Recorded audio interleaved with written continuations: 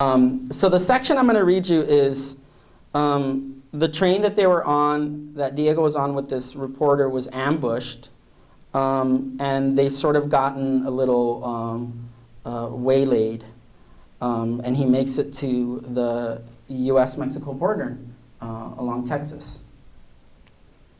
He fought the urge to turn and look back at the plumes of black smoke, the ash from the charred wooden cars, his clothing and magazines, his cross and his mother's picture, mixing with the remains of all of those passengers. He could still hear the wailing, the thumping of fists against the graying glass, the hissing and popping of burning flesh. "Walk," the reporter said now, as if sensing Diego's urge to turn around. "Walk with me. We'll follow the tracks. There's bound to be another station around here. Where are you going?" "I told you," Diego said. "Tell me again," the reporter insisted. "Just tell me again."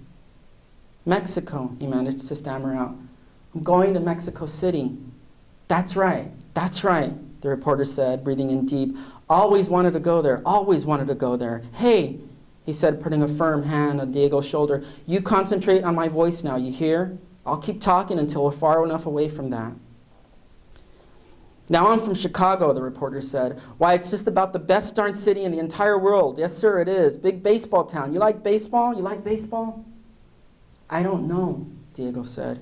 "You don't know? Why, that's a tale. Tell you what, my friend, I'll give you my address, and when you get good and settled there in Mexico City, you send me a letter, and we'll make plans, and you can come out to Chicago, and my wife and I and my boy, we'll take you to see that ball game." He was talking fast. "Let's just keep walking," he said, steady and away. He whistled a tune, and the long grass rustled in the wind. But the shouts and screams, they kept ringing in Diego's ear. After a few hours, they came into a flat clearing, and in the distance, Diego could see a cornfield. And to one side of this, there were telegraph poles strung together with cables that sagged. And at the very edge of the cornfield was a single paved road, and they followed it. And up ahead, they saw the bodies. And though they could see them clearly, though they could make out what was hanging there from the poles that lined the road, they walked on toward them, hoping their eyes were somehow deceiving them. Diego wanted to climb up the poles and pull them down and shroud their bodies and lament for them, for himself, for the sad events that had led his country to this. But instead, he stood before the long line of wires, and the bodies of those unknown men rocked back and forth. And they looked like marionettes, like those he remembered seeing in the marketplaces in Morelia when he was a boy. Their heads drooped down to one side, absurd and comical and frightening in their clumsiness. He didn't want to see, but found it difficult to turn away. One of them wore no trousers, his genitals shriveled and sagging between his legs, exposed, and Diego felt shame for this stranger, for his family, for his mother and father, and their mothers and fathers, for how could one person do this to another? How could one country, one people, hate itself so much as to turn on itself? To kill and maim itself this way, it made no sense. He tried to find answers in the puzzled and distorted, the misshapen and bloated and cracked faces of those men, but they yielded none. For their eyes were swollen shut, their noses and fingers broken, their ears and tongues ripped out, their voices forever muted. Saying nothing to each other about the bodies, they walked on, soon arriving at a town, and they sat down in a plaza where birds hopped along the trails and paths, collecting seeds and eating worms. Reynolds left to wire his bosses in the U.S., and when he returned, Diego asked him about the dead men. "Agraristas," he replied. One of them was wearing a badge, the kind the federal troops have. "Cristeros killed them," he said. "Of course," Diego shook his head. Agraristas against Cristeros, priests and religious zealots fighting against the Agraristas, who were the government-backed troops who sought to control the power of the Catholic Church. He thought about his friend. Was that who he'd become? An agrarista? Was he capable of murder? Suddenly there came shouts and screams in the distance, followed by several gunshots, and people on the street scattered in all directions, some running inside shops and buildings to take shelter. The reporter ran off toward a church, and Diego, not knowing what else to do, followed closely behind. They passed through the narrow streets of that town, past empty barrels and mounds of trash and a handful of weathered shacks. A row of old colonial buildings with moss-covered columns and a stable were situated around a small courtyard with scraggly trees and a fountain at its center.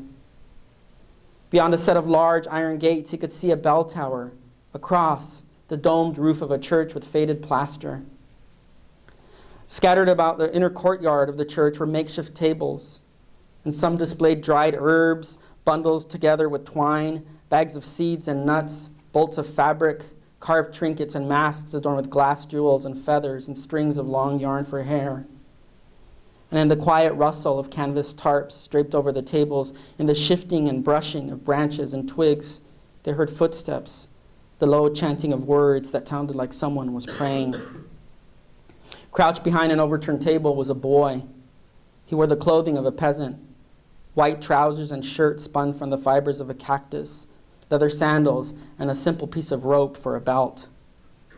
The silence was interrupted with another round of gunfire coming from inside the church, and the only cover around was next to the shivering boy behind the table, his arms over his head, his eyes shut. "What's happening?" the reporter asked him. The boy said that a group of 8 men, including a priest, locked themselves up inside when they saw the government troops riding into town. "They have pistols," the boy said. "Who?" Diego asked him. "All of them," he said. There was more firing around them now, and a bullet whizzed past Diego's ear so fast and high-pitched that it left in its wake a ring that disoriented him. Then a second one hit a trunk where some wood carvings were displayed, and the figurines and masks flew up into the sky where they remained suspended like disembodied ghosts for a brief moment before falling to the ground and shattering. And the bullets continued inside the church, speeding past them over and over.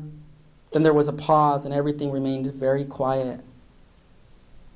And Diego turned and gazed upward, and the crack of the gun startled a flock of gray doves feasting on the sunflower seeds trampled over when the panicked crowd had fled. And they flew up into the sky just as that father's body began its descent. And the priest seemed not to tumble, but to drift down, and the wide arms of his alb opened up like wings when the wind rushed through them. And his hair stood on its ends, and Diego watched that figure, terrifying and elegant, soaring down and down, and he looked up at the sky and wondered, where exactly was the hand of God? Why didn't it break through the film of clouds and reach down to catch him? When the priest hit the ground, his limbs like twisted vines, Diego could see a trail of blood, thin as thread, coming out from his nose, the bullet hole on the side of his head.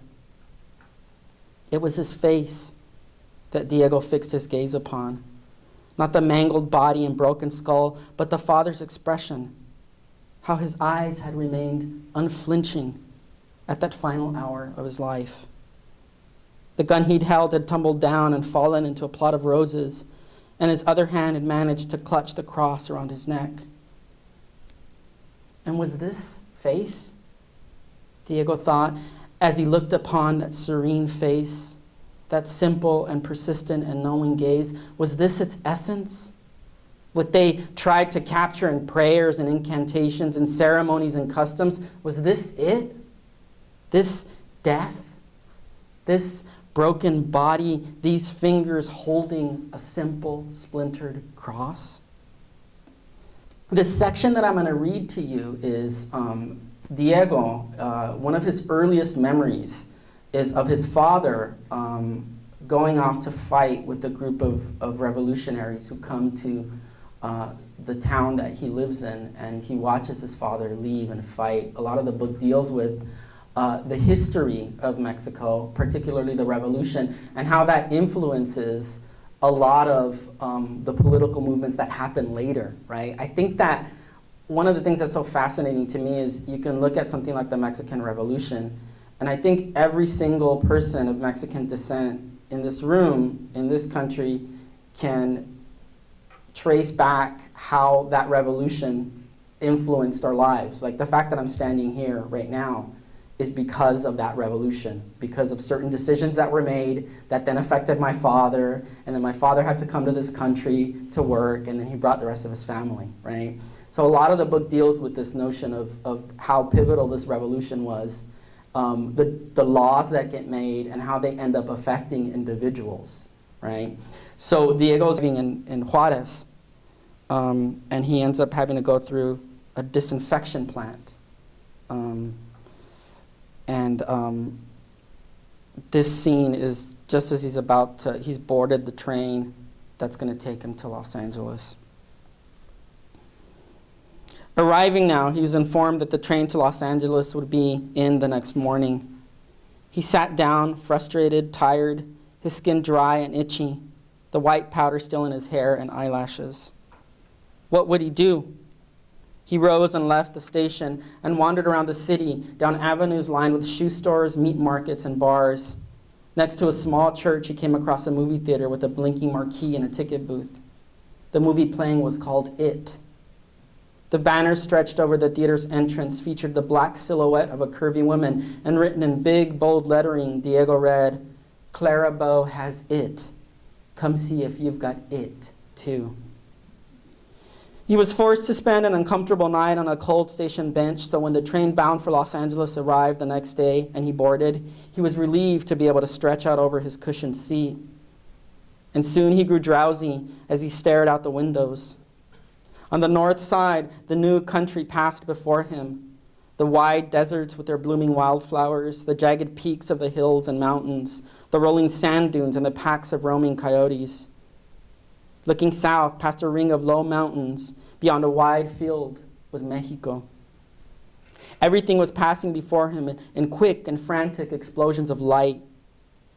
That world, the one he'd known, was now composed of nothing but amorphous figures with no real definition or purpose. They were uncomplicated and simple. The houses and animals, the very trees and rocks and mountains flattened out, became one-dimensional, as if that whole country was one giant prop, a mere imitation, as if that soil and the people bound to it were made of cardboard, like dolls. He remembered the dead men hanging from the telegraph poles and the passengers on the other train, their hands punching the glass windows or swatting the flames that jumped up and licked their skin away. He imagined dead priests and nuns, the fragments of their bone and tissue seeping out of their skulls and mixing with the dirt and grass and wildflowers of that ancient and pastoral land. The rocking of the train and the sound the wheels made as they brushed over the metal ruts was bliss. It was the sound of erasure, he knew, of things disintegrating and decomposing, of things fading away and returning to the earth and all its elements. And I'll stop there.